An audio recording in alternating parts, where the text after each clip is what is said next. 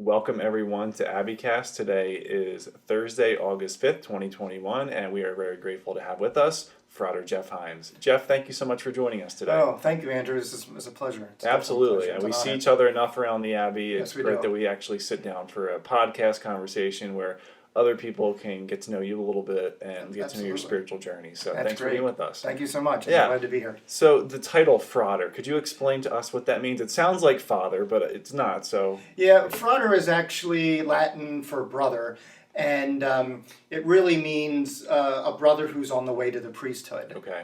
So, like I said, I a lot of times, like when people see me that don't know me very well, that they're retreatants or get outside guests that come in, they'll see the habit and they'll be like, "Oh, father," and I often don't correct them because a lot of time they're in passing, and Sure. I think it would just be so. I will tell them, if they say it again, I'll say, "Oh, I'm a frater," so that means brother on the way to the priesthood. Okay. Yeah. Every once in a while, a guest will ask me, being I work here at the Abbey, "Are you a father?" And I say, "Well, I am a father, but I'm not a priest." So, Absolutely, just as important. Yeah. Just as important. It's funny though. So Absolutely. So would you care sharing a little bit about your origin story, your background? What has brought you here to the Abbey? You're currently a seminarian, so we'll get into that a little bit too. But Sure.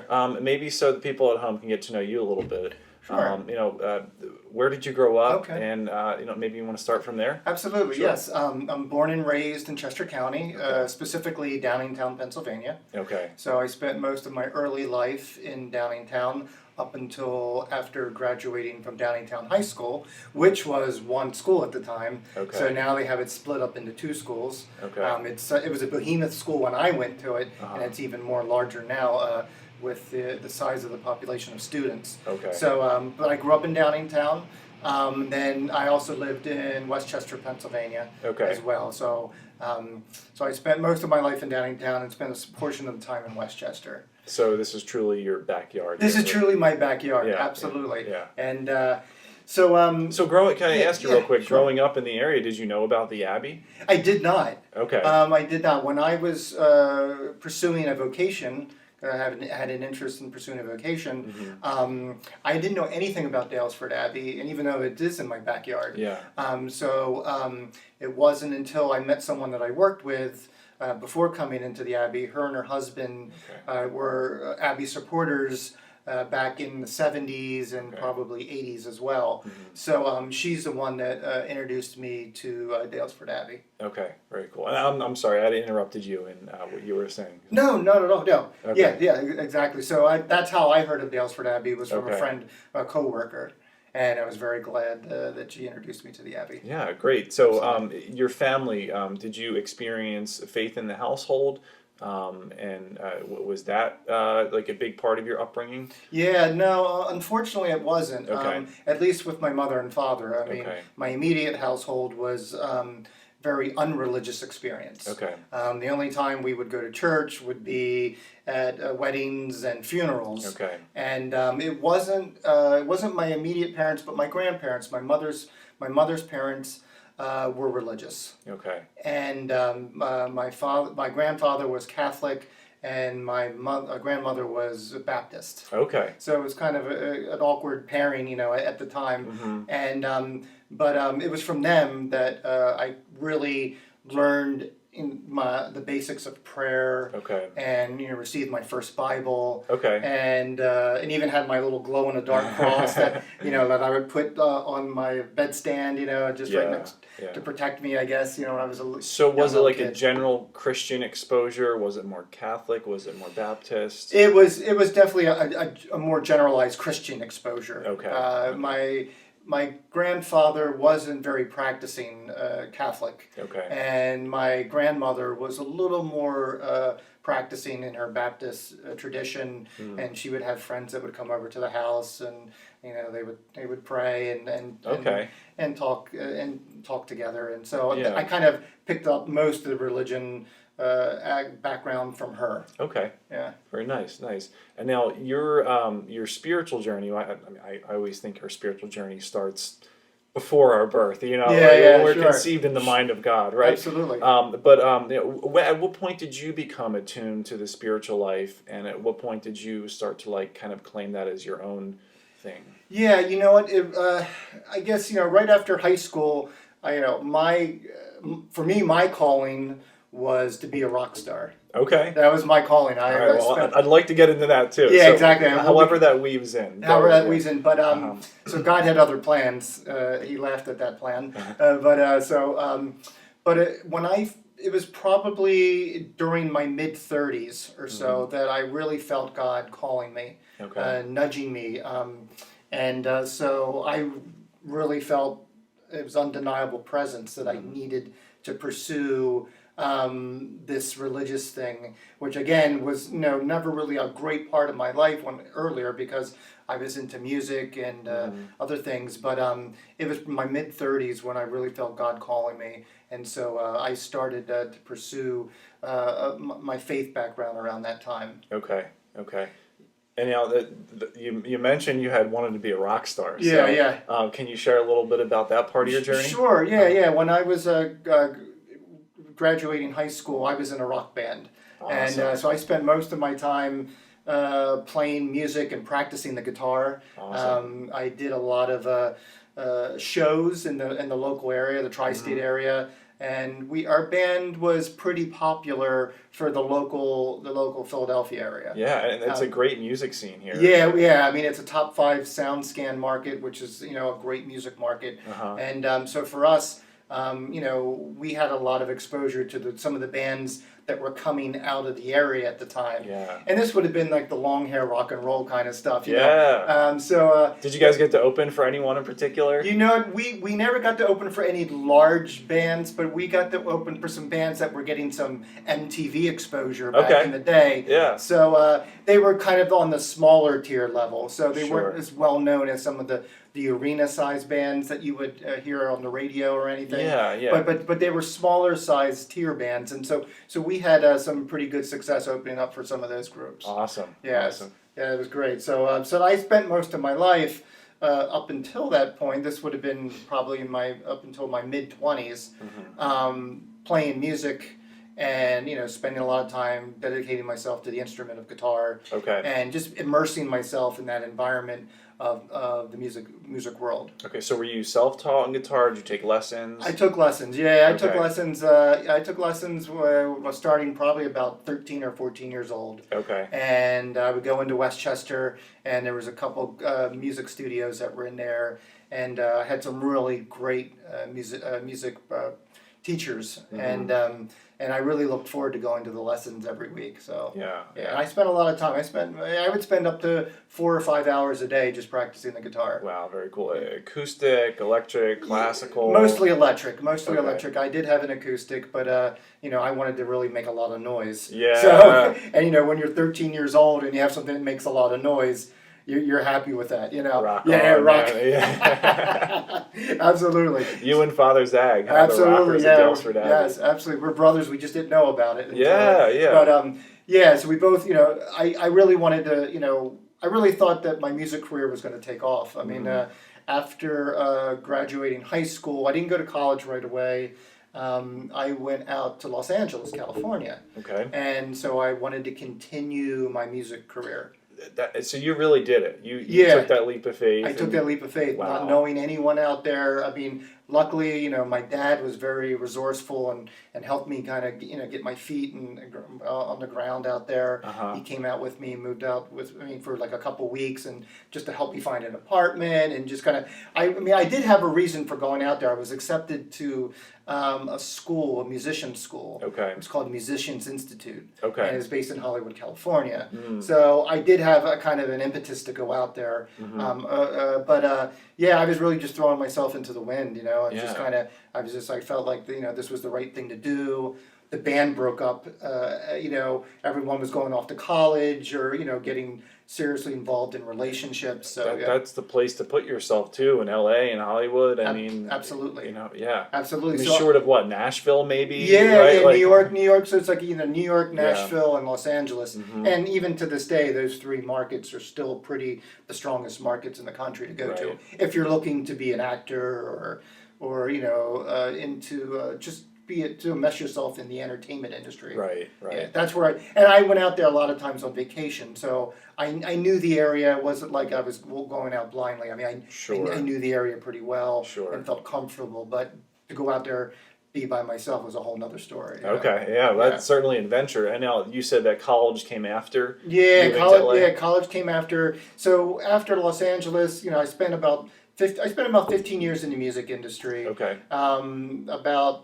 After about 5 years in Los Angeles, I went back home here to this area, and I got to work for a record label in Bryn Mawr, Pennsylvania. Nice. And it was run by a music mogul, and it was actually hip hop. So I was actually in the hip hop scene for many years as a sales person. So I was the head of sales of the company. Nice. And actually, that kind of got me back here into this area. Okay. And then from there, I went to New York City, and I moved to Manhattan and lived there and worked for some different companies in the music field. And so it was So I had I really didn't have time for college, and I was doing so well without college. I mean, I was kind of climbing that ladder, and things were moving very fast.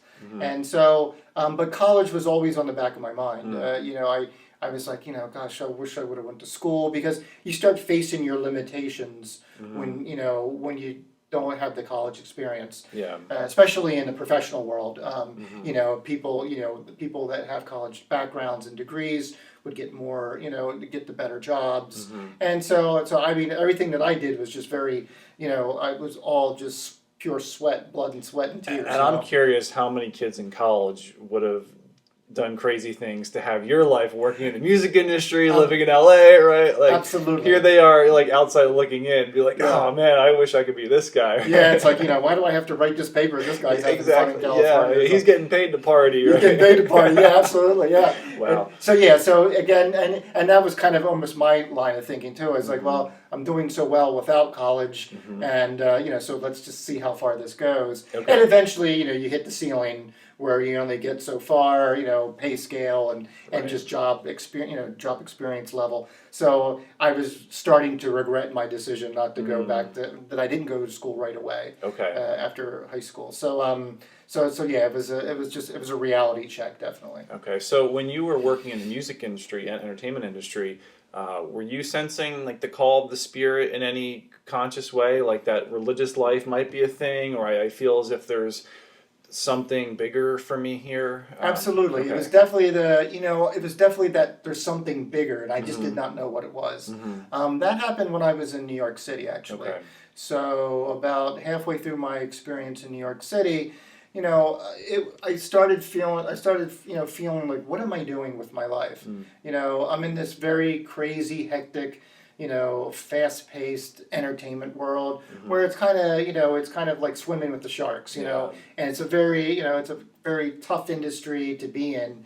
A lot of there was a degree of like what I like to say fakeness, if you will, like and how people, a lot of the people I was associating with, and they just didn't seem to really care about the person. It was just like, so I was facing a lot of strange just reactions from people there. Like a persona. Yeah, like a persona. Like, like when you're in that kind of limelight, in that kind of industry, it's kind of like, it's a very, a veneer. It's a facade, a lot of times that you put on. And that's fine. And I don't, I'm not bashing anyone that lives that lifestyle. Yeah. My best friend is the president of a music company up in New York City. So cool. And he's a very great guy, good Catholic guy. And but I was asking myself, I was getting older. I was in my mid-30s, and so I was just sort of saying, what is there to life? I'm asking that philosophical question. Sure. What am I doing here? Why am I on the earth? What happens? And so it was in New York City that I started pursuing the different religious backgrounds, and it was more on an intellectual level than a spiritual level at the beginning. Okay. So I was very interested in like why people believe, in what they believed, and so again, it was more of an intellectual. So I started going. New York's great because it has there's so many people, there's so many different cultures and backgrounds, and I mean it's a great place to be. If you're interested in anything that has to do with spirituality, you can be you could go to a temple on one corner, like a synagogue, or you could go to like a Buddhist temple on the next corner. Sure. And that was just interesting to me. So it's kind of like Disneyland for me, just like, because I was just so interested. I spent a lot of time reading about the different religions. Okay. And so I just wanted to, like I said, it was a pure mind related thing. And, so I started going to a Buddhist temple area in New York City, and spent some time doing some meditation. And it wasn't a very serious endeavor. It was just something to say, okay. And then, as I was going through the different religions and reading books and attending, I was attending church up there. It was, I think, an Episcopal church. I think it was St. Bartholomew's.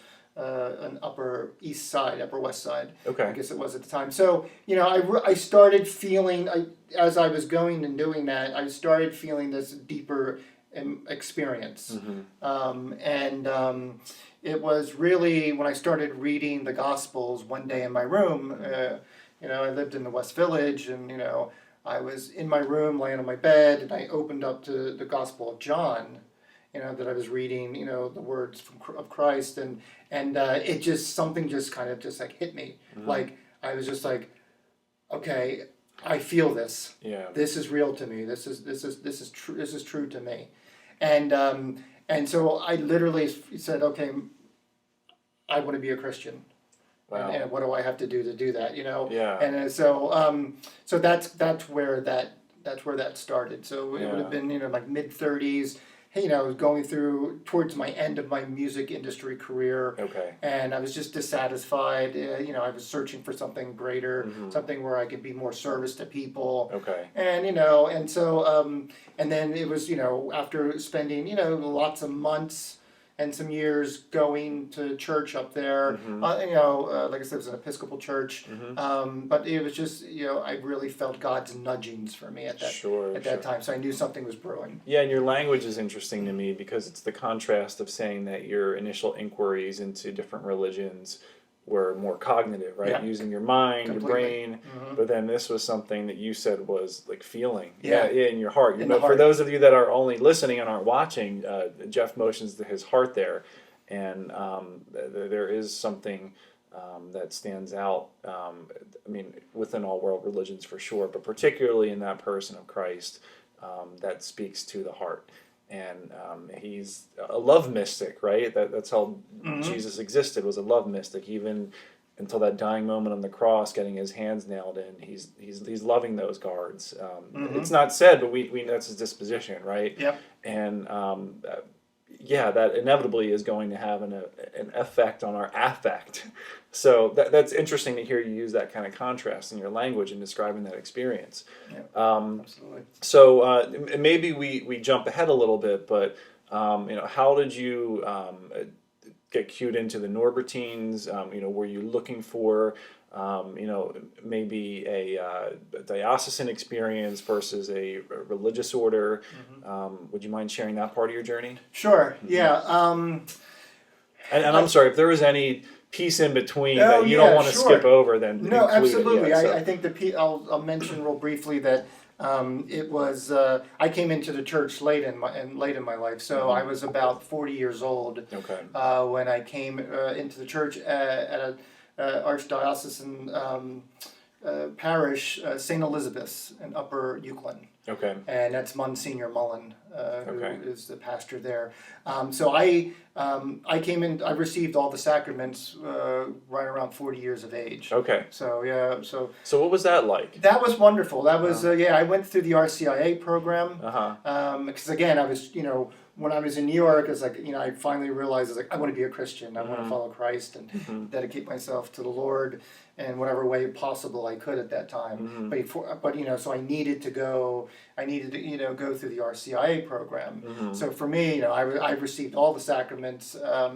And it was a wonderful experience. I spent a full year going through that program up at St. Elizabeth's in Upper Euclid, and I just had a wonderful time. I mean, I just it was like every Monday night for over at least a year. Yeah. And then but it was funny because it was like, I felt really good about what I was doing. I mean, I was very excited and just but there were the people like the catechists that I was working with at St. Elizabeth. They were just like, wow, Jeff, you're just really on fire with the Holy Spirit, things. Cool. And so they were like, have you ever thought about being a priest? And I was like, wow, I just started RCIA and I haven't even thought about the priesthood yet. I just I want to follow our Lord through through Catholicism. Right. And so people were saying that more frequently as time was going on, and they were even putting little, they were even nudging Father Mullen, Monsignor Mullen, to say, oh, Jeff's really, the Spirit's really alive in him, and Monsignor Mullen said the same thing. He said, let the guy get through RCIA first. He's like, yes, and so as when I went through the experience and I received all the sacraments, it was just I was just catapulted into this new life in Christ, and I was just very excited and just very blessed, and so I was listening to what people were saying to me, and honestly I was starting to feel that too as well. There was just something really special that was happening. It's affirming to hear people say those things. Absolutely, absolutely. And so for me, it was very affirming for me.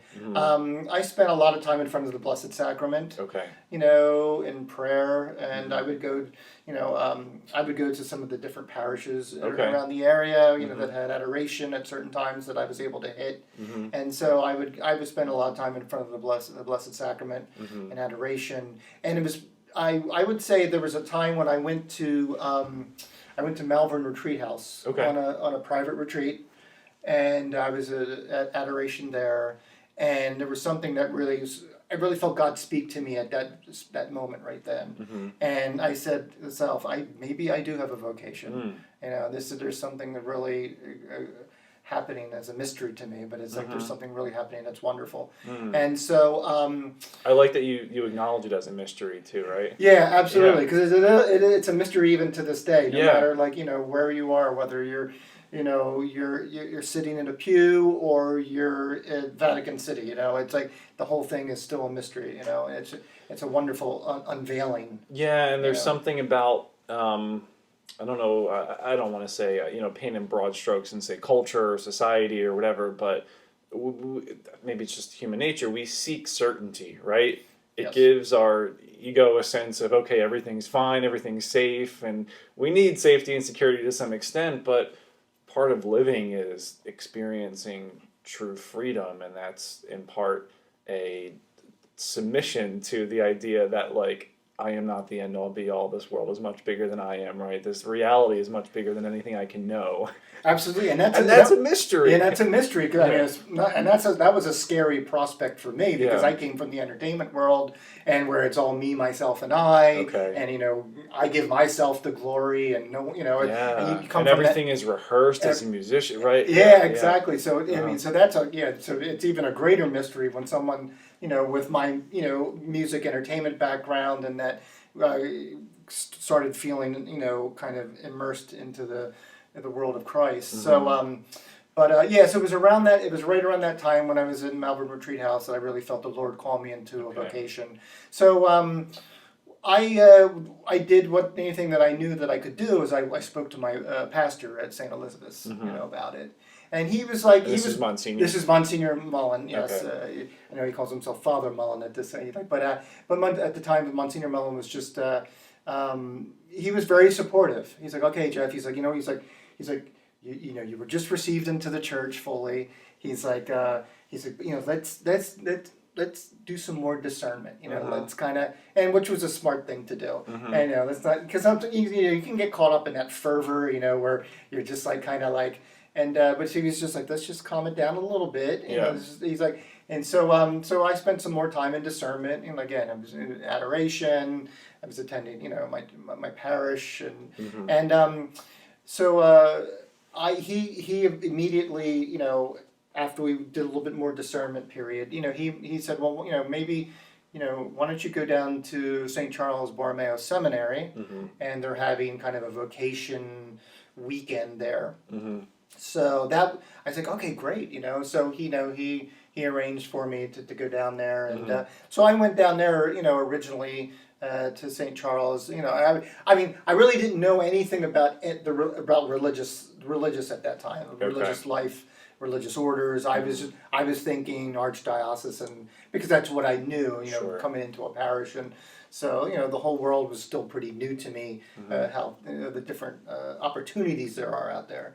So I originally went down there for a come and see kind of weekend. Okay. And it was nice. It was a nice experience. One thing, as an older person, I was basically around 40 at the time. Most of the candidates that were going into the diocesan priesthood were younger. I mean, they were like in their 20s or even still in high school. They were, so I kind of felt a little out of place. I sort of was like, said to myself, it's like, oh geez, it's like, I'm almost old enough to be these guys' fathers. It's like a father. And so it was a little strange for me. So I didn't quite feel 100% comfortable with that opportunity. But I was very blessed to get to. There were met some really nice people down there at the seminary, vocation directors, and so I was very grateful for that experience. And I look at experiences like that personally, because I've had experiences like that too, where you're like, you're feeling the waters, It's like kind of like breaking the seal. I'm like,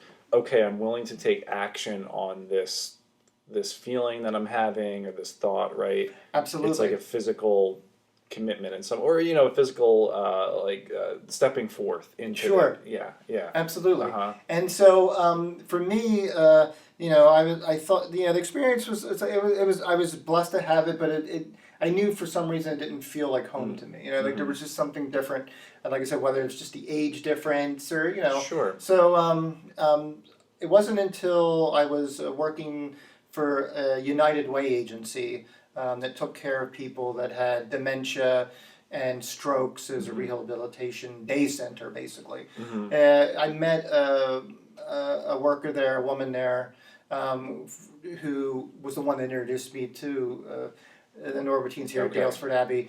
And she's like, do you ever think of religious orders? And I'm like, no. I just didn't really, I never really did the research. Like I said, it was a whole new world to me. I'm like, religious orders? I was like, okay. And so, I started, looking up on the internet, the different orders, and, there was, I looked into the Franciscans. There was a local, I guess, chapter or province that was here. And so I contacted them. Okay. And talked to a vocation director there. And we kind of got into just a very preliminary discussions, about, where I was, how the Lord's calling me. And, and so it was like it was sort of semi serious, we just sort of looked, we were kind of looking into one another and but it never really went anywhere. Okay. And so I was sort of disappointed again. I was like, okay, well, that didn't seem to generate any fruit, so I was just like, I was like, I was like, oh, maybe, I wasn't sure what I was going to do because I had this calling, and so it was my coworker that I worked with. She was just like, well, how about the Norbertines at Daylesford Abbey? I'm like, who are they? I'm like, she's like, oh, they have an abbey in Paoli, and I'm like, really? I was like, okay. I mean, I just never heard of the Norbertines. Right. And so I was like, she's like, I'd be glad to take you to mass sometime there. Okay. She was someone herself who came to Daylesford Abbey in the 70s and 80s. And then drifted away for some reason or another, and just went to her local parish. And So I was like, okay, sure. I was like, I'd love to go. So, and it was thrilling for her too, because one, she was one of my sponsors when I came into the church. So, Oh, okay. So that was so she was already kind of intimately involved Right. in my spiritual journey, and so she was looking forward to coming back to Daylesford as well. So we both came on a Sunday. Okay. And that's when I had no idea this was even back here. The Abbey and the grounds, and I mean it's amazing. You can live in a place all your life and not know sometimes what the resources you have in your backyard. Yep. And so for me that was great. So so I came here on a Sunday and for Mass, and I was like, it was different than a parish was. Some of the what I like to call the sacred aesthetics were a little bit different. You're used to when you walked into a parish church, you're used to seeing a large crucifix behind the altar, and you're used to seeing maybe the stained glass windows that have the biblical scenes and that kind of stuff. So it was a little different that way. I was like, oh, this is unique. It's beautiful. I mean, the church was beautiful, and you know what? It was just that my first Mass experience here was just wonderful. Yeah. I mean, I classify it as just very welcoming. Okay.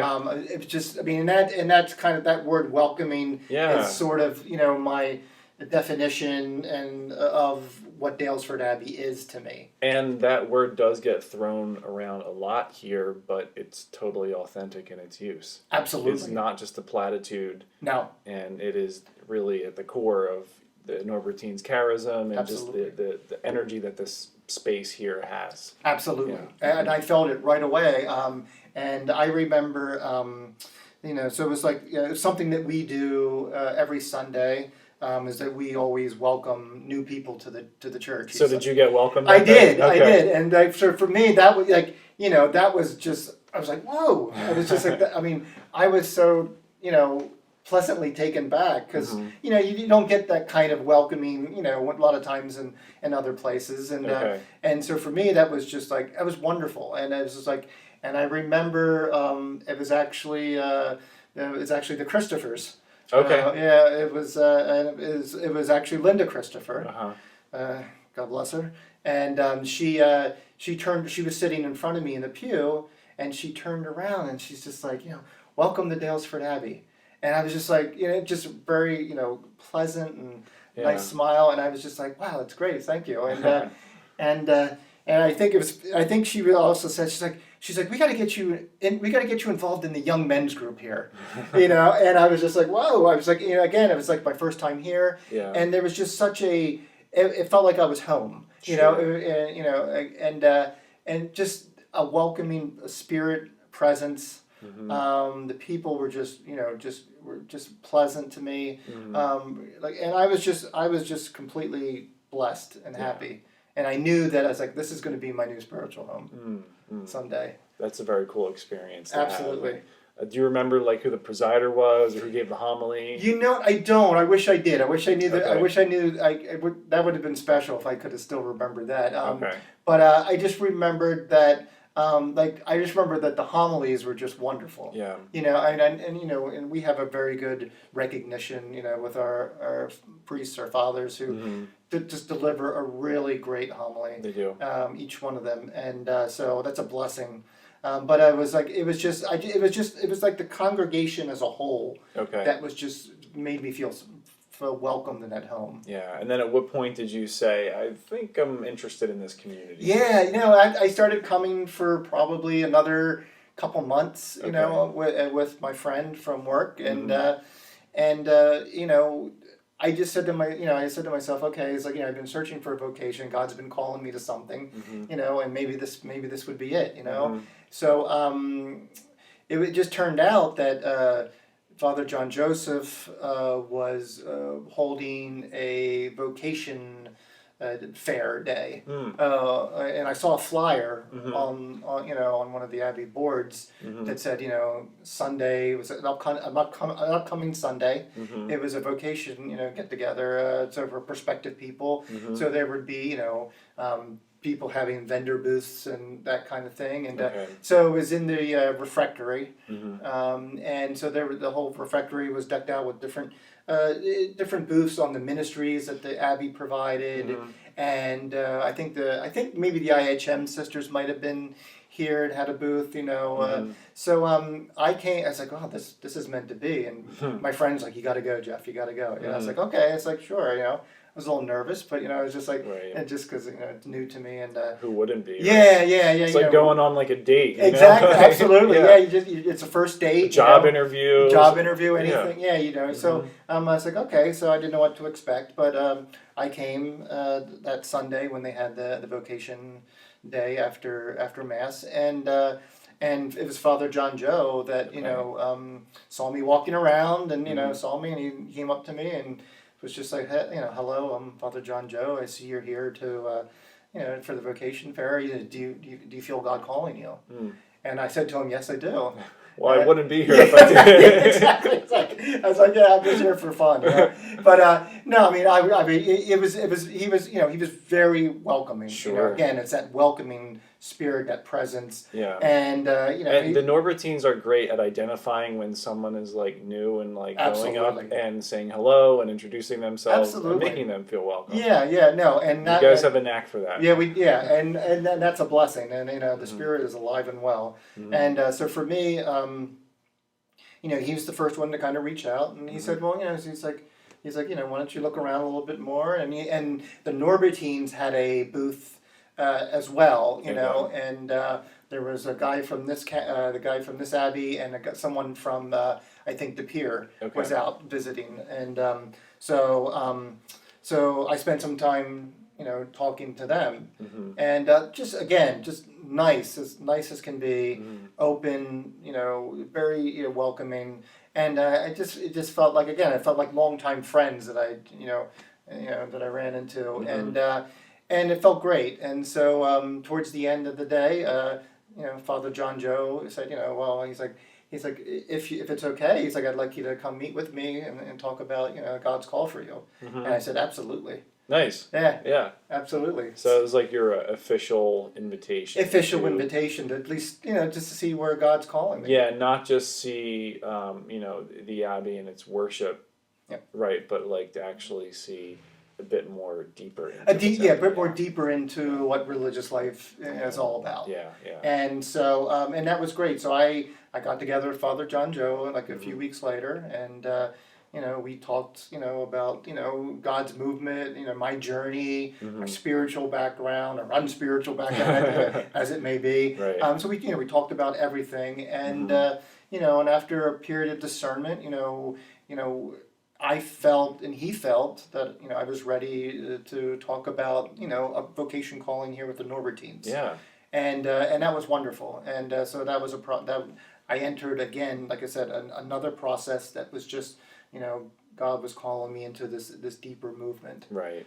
And so I started with the application process. And that would have been like around 2012, and that was, I spent probably about 6 months in working with him. Yeah. Intensely on the application, on the process, and we're still discerning as we're going.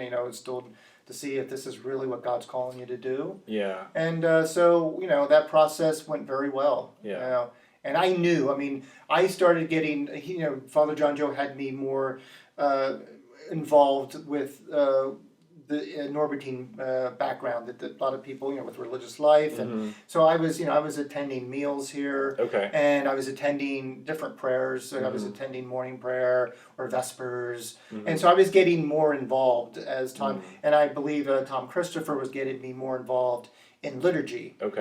He was getting me more involved in being like an altar server at mass and.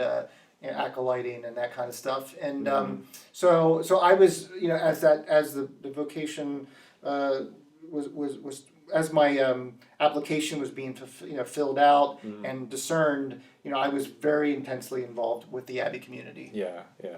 And are you experiencing greater clarity as you're going through all these processes? Absolutely, yeah. So, like, yeah, I do think this is my spot. Like, these are my people. Absolutely, and whenever I go out and do vocation talks, and they always ask why the Norbertines.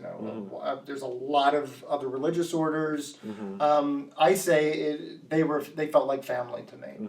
I mean, this felt like home. And the Norbertine community members, both lay and professed, felt like family. And like I said, it was that welcoming, and so that's special when you know when it's right. Yeah. You know when God's calling you to a certain place or time, and I just knew that this was the right place.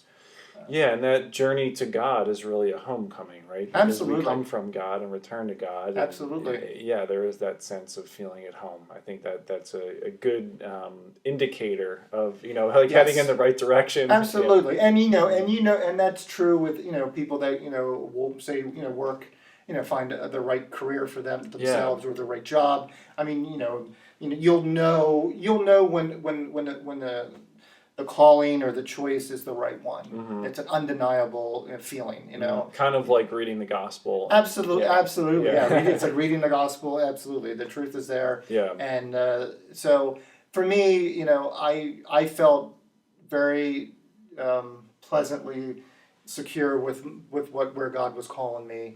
And the thing is, I was still working at the time, so my life was kind of crazy. I was still working a full-time job, and I was attending Abbey events at the Abbey as much as I could. Yeah. And so it was. I still had some things. I still had things that I was used to, like paychecks and the whole life stuff. That come. There was just it was a total. It was something that I had to really discern with God about, Yeah. But every time that I came to the Abbey, every time I worked with Father John Joe, every time I met the community members, I just knew that this was a place that God was calling me. Very nice, very nice. So now as a seminarian, yes. What are your ministries like? Is it mostly your study? And what are your hopes for your ministries in the future? Sure. Yeah. I mean, my main ministry is being a seminarian. I've been, going to St. Charles Borromeo Seminary for about 3 years now. Okay. I did some pre-theology work with them. I graduated with my undergrad at Immaculata University. Okay. So, and of course, we Norbertines have a great relationship with the IHM sisters. We're just it's another big extended family. Right. And they're just wonderful. And so I was happy to get my undergrad with them. I did a theology and bachelor's in theology and also a minor in philosophy. Okay. And so, and did liberal arts studies and, the whole core curriculum. So I was working with Father Francis Danielski at the time, who was my superior, and so he helped me with the education background to help me direct me what degree that I needed to go to and do. So so I went from there. Then I went, as I said, did pre-theology at St. Charles, and now I'm entering into third theology at St. Charles. God willing, for 2 more years. And how about in the future? What are you hoping to get involved in? I like to be involved with the Abbey as much as possible. Okay. I love the ministry here that's available at the Abbey. Yeah. We have, there's unique opportunities to be able to minister to people that come, and so for me, the Abbey is home. I'm really interested in getting involved in Abbey life a little bit more in depthly, and especially as a priest. Yeah. And you're about how far out from that? 2 years, you said? Yeah, about 2 more years. Okay. Yeah. So God willing, we're looking at being ordained a deacon at the end of next year, and then after that, God willing again, God's will, the community's will. Right. It would be the priesthood ordination. God willing, we look forward to celebrating. Absolutely, yeah. That would be wonderful. That would be such a true blessing. Yeah. Now, have you kept in touch with those people who initially said, "Jeff, you might be a priest one day"? Yeah, you know what? I haven't as much as I would like to. I mean, I do see from time to time people from St. Elizabeth's. It's tough. Yeah, it's tough for me because I spend so much of my time. I mean, besides being a seminarian, I spend a lot of time. I cantor here at the Abbey. I also, take care of the sacristan duties. I love working with the retreats that come in. So that keeps me, on my toes. Yeah. So it's a pretty busy life, and it's been wonderful. Right. So it's been a wonderful blessing. Yeah. So I'm pretty busy. Like again on Sundays I'm here all the time, obviously, but I'm here every day for the mass and whatever needs to be done. Right. Sort of like I'm there for, and so I don't get to see people that I kind of went through the spiritual journey with as much as I'd like, but it's always a plan of mine to try to increase that opportunity. Yeah. So I'm blessed with how they've been so supportive. Absolutely, and the community's blessed to have you here. Yeah, thank you. You're a great guy, and it's easy to talk to you. This has been a fun interview today. So absolutely. If I could wrap up maybe with kind of a fun question, but put you on the spot. Okay. What are you listening to right now? Oh, you know what? I am listening to electronica music. Okay. So it's sort of this. I love world music. I'm a big, I know I went from a heavy metal guy. I still love the heavy metal stuff. I still like rock and roll. What kind of heavy metal do you like? You know what? I like what it's called prog metal. Okay, so like Rush. Yeah, and then Dream Theater. And the different groups that have kind of been spawned from those kind of groups. Nice. And so Dream Theater specifically, I've seen them a gazillion times and have been so I love that stuff. But I've been listening to a lot of world music. So kind of like Eastern music, like Indian and some then that Iranian sort of like the Middle Eastern kind of stuff. So I mean it kind of brings up my world cultures background that I'm always interested in. So the electronica, do you have any artists in particular you like? You know what? I don't. I'm just kind of I kind of just discovered.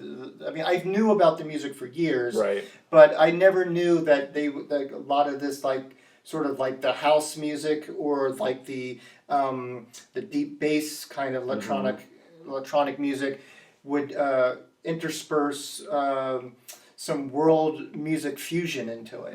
So like you hear a sitar in the background and they sample it and it's kind of over a drone beat. I like that. Yeah. So it's just kind of it's or like a chant. Sort of like a Middle Eastern kind of vibe going on, but also it's wonderful. So for me, I've started kind of opening my my repertoire of what I used to have and listen to in it before. So so this music's really exciting me, and so I've been listening to a lot of that right now. So awesome. Nice. It's been fun.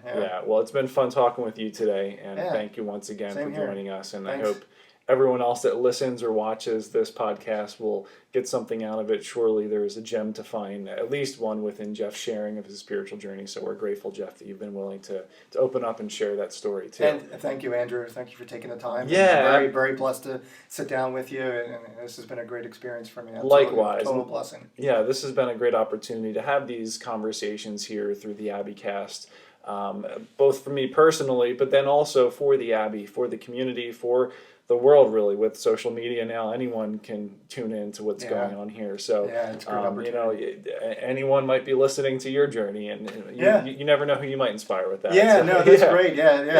I'm excited. I'm excited for the future of the Abbey, and hope a lot of people really enjoy and can take something from the different podcasts that are out there. Definitely. It's a blessing in their lives. Absolutely. Definitely. Yeah, and if anything that Jeff has shared today resonates with you in any way, in that seeking, vocation is something that we're all called to. It doesn't necessarily need to be a religious vocation, but vocation is that calling in the general sense, and it's more importantly listening to that calling, right? Absolutely. And if you would like to really take the time intentionally to pray, to meditate, to be in the silent peacefulness of the Abbey here, we can offer you space for a retreat. And you never know, your exposure to the Norbertine community here, like Jeff, might spark something inside of you that gives you that sense of being home. So we encourage you to give us a call here at the Abbey if you're interested in making a retreat. The number is 610-601-8702. And if you feel particularly drawn to a religious vocation, then you can reach out to the Norbertines here. It's daylesford.org/vocations or vocations@daylesford.org, and that'll put you in touch with the abbot, who is our vocations director, and our vocations team of Norbertines who are, as Jeff said, very personable in guiding you through this process. Absolutely. Yes. So reach out, please. Yeah, please do. And again, thank you for your support of the Abbey, of the Spring House, whether it be through your prayers, through your financial contributions, or by sharing this content. We are most grateful in helping to get the word out there to the world. So thank you very much for tuning in today, and we look forward to catching you next time. God bless.